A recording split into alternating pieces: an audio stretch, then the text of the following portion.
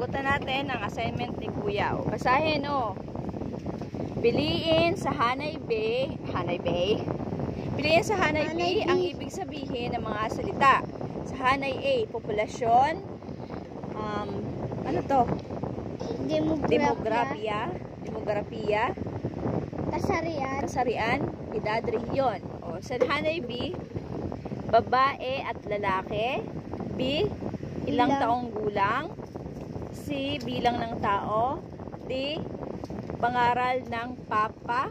Hindi. O, letters E, lugar na Pinang. Ano yan? Bakit ganyan?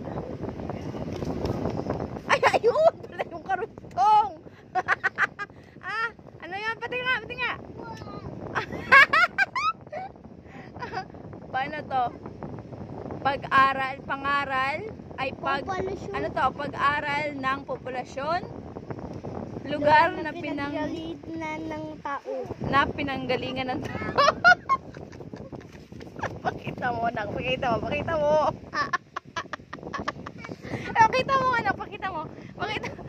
mo muna. Wait lang. Ang galing ito.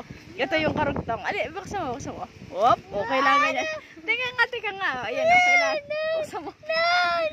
Teka lang, baby. Teka lang, may tanong lang ako. O, paano to? Paano kapag katapos ka na dyan? Saan ka na magsusulat? Pwede mo pa ba sulatan to dito? Ha? Susulatan mo? Ano yun? Tapos dito, paano to? Paano yung may kaunting ano dyan?